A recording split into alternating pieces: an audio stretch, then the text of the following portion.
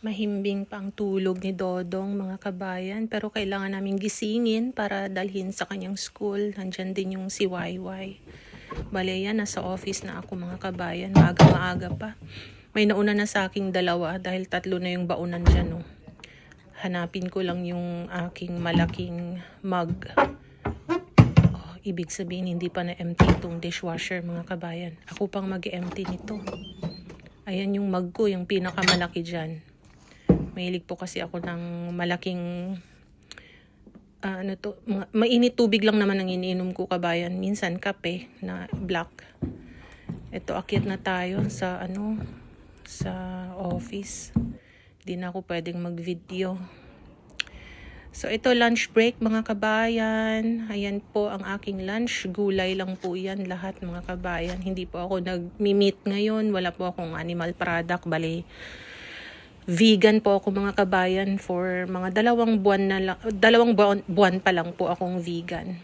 Ito ang ganda ng mga apartment dito sa tabi ng office namin. Dito nga pala ako nakaupo sa labas kasi maganda yung araw. So after work, mga kabayan, dito ako sa supermarket. May bibilhin lang akong mga konting gamit na kulang sa bahay, mga kabayan. So, ito yung supermarket na malapit sa school ni Dodong. Tignan nyo itong saging, mga kabayan, ang lalaki. Pero galing yan ng Ecuador, hindi yan galing ng Pilipinas. Ganyan po ang saging.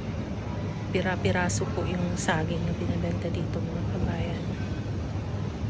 Pero, hindi kasing tamis ng mga saging natin dyan sa Pilipinas. Iba pa rin talaga yung saging sa Pinas, yung native ba?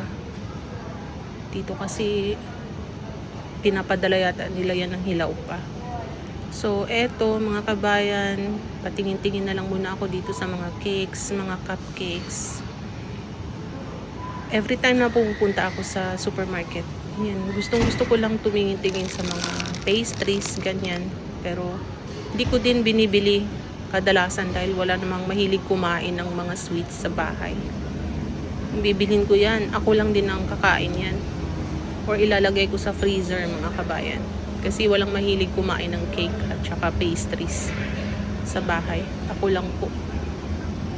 Ang gagandang tignan, mga kabayan. Tignan mo yung mga birthday cake. Ayan, oh. At ito rin, itong mga freshly baked na mga pastries dito. Ganda, yan lang po. Parang therapy ko lang ba? Window shopping lang. Pero ito, kailangan kong bumili ng gatas ni Dodong. Ayan, mga presyo ng mga diapers dito sa New Zealand. Yan yung Huggies. Yan po ang presyo, mga kabayan. I-times nyo lang po yan sa $34 New Zealand. $34 po ang palitan ng pera. Sorry po, 34 pesos po. Nag-isip pa ako, mga kabayan. So, yan yung mga pagkain ng mga baby. Hindi na rin masyadong mahilig si Dodong sa ganyan. Pero gusto niya tong mga nasa pouch, yung mga squeezy. Squeezy ang tawag namin. Gustong-gusto niya yung mga nasa pouch, lalo na sa umaga. Yan yung pinambe-breakfast niya, mga kabayan. So, hinahanap ko lang yung favorite niyang flavor. Ito yung mga gatas dito, kabayan, oh. Yan, medyo mura itong nasa taas na shelf. Tapos yung S26, meron din po. Yan po yung mga presyo ng S26. Pero yung gatas po ni Dodong, yan pong Aptamil. Aptamil sensitive. Yung nasa pinakaibaba. Yan po yung gatas ni Dodong, mga kabayan. So, kuha lang muna tayo ng isa. Malapit na pong Easter dito. So, ang dami na namang chocolates sa groceries. Ayan, kahit sa corner may chocolates. Ang daming chocolates, mga kabayan. Pero alam mo, namimili ako niyan kapag yung kinabukasan Easter na or after ng Easter. Kasi magmumura yan, mga kabayan. Tignan mo. Magsisil yung mga yan.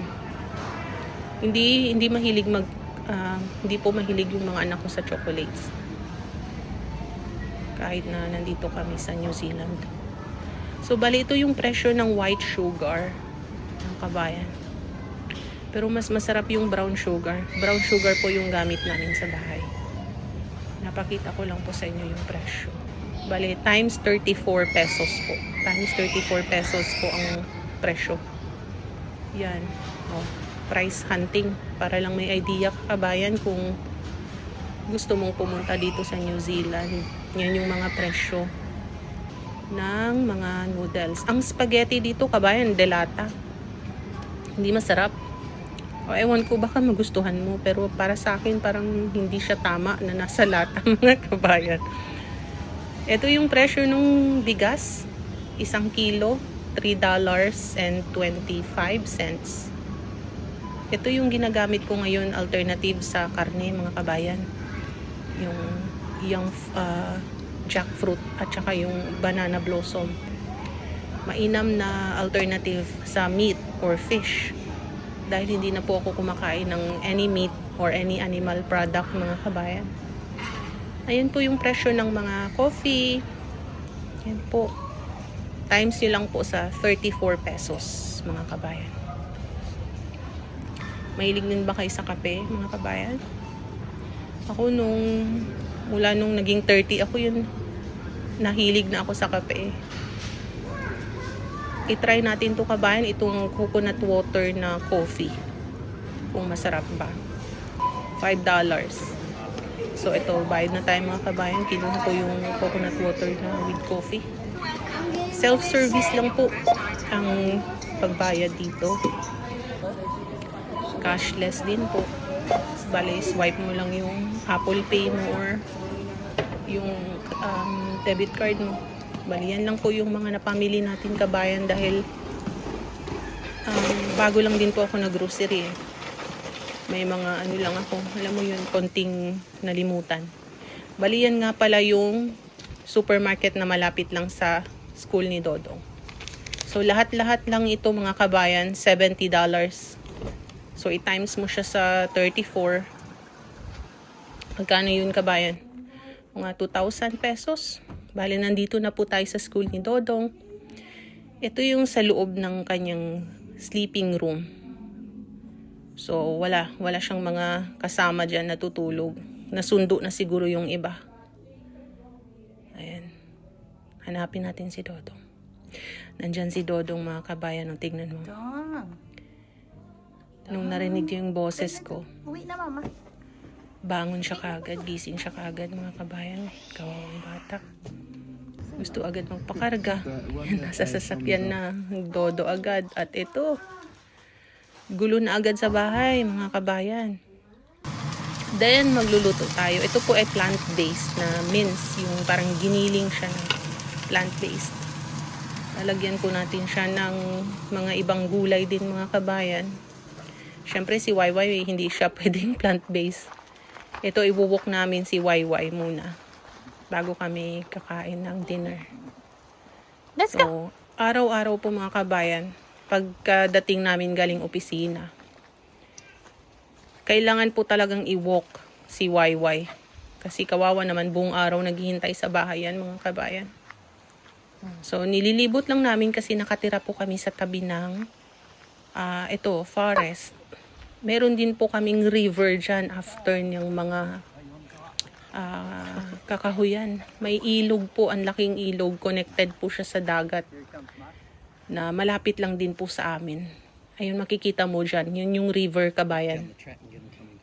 Upload ko po yung video nung river. Kung hindi ko masali dito.